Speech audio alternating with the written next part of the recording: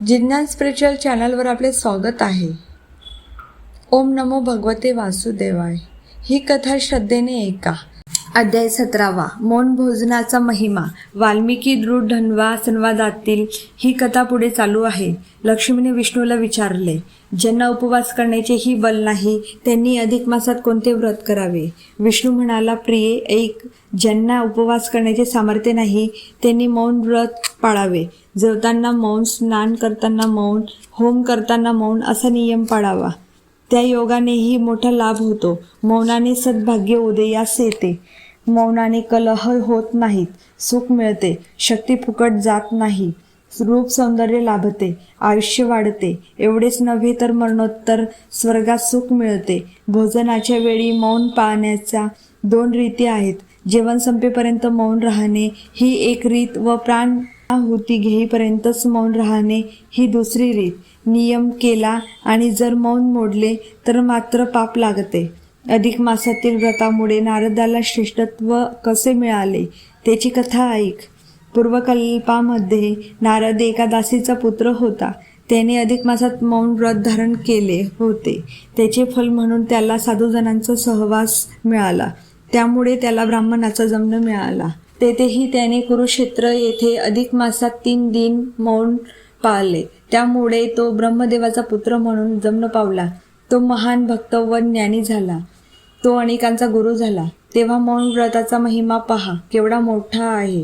स्नान, मौन आणि दीप प्रज्वलन या व्रतांचे आचरण अधिक मासात केल्याने फार मोठा लाभ होतो. 4 पुरुषार्थ पूर्ण होतात.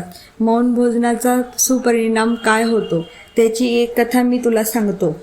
वेदशर्मा कथा. वेदशर्मा कथा. अवंती नगरात वेदशर्मा नावाचा ब्राह्मण राहत असे.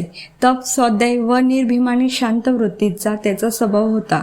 निर्मम, निरीच्छ, सच्छील, जितेंद्रिय असा तो ब्राह्मण तेथे राहत असता एकदा अधिक मास आला. त्याच्या मनात विचार आला, या अधिक मासात उपवास करण्याची माझी शक्ती नाही, काय करावे. त्या विचारातच तो रात्री झोपला.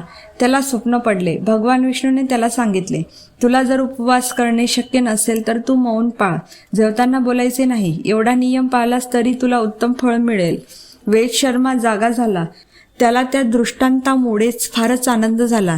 त्याने पुरुषोत्तमाची उत्तम शब्दात स्तुती केली.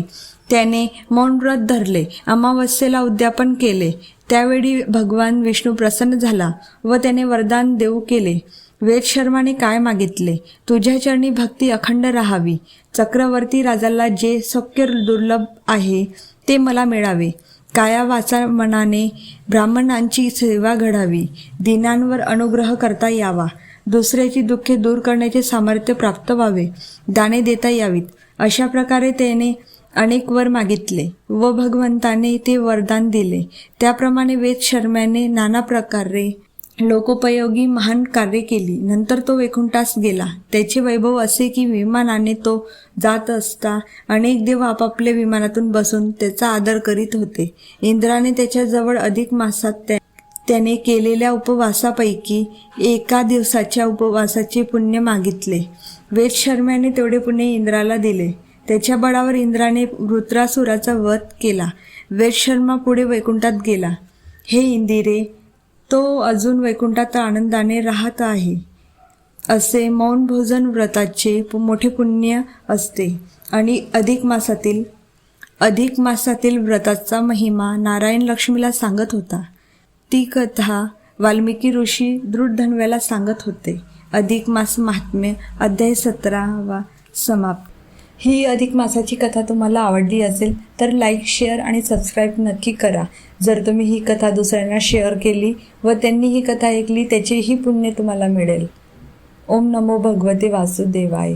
ओम नमो भगवते वासुदेवाय.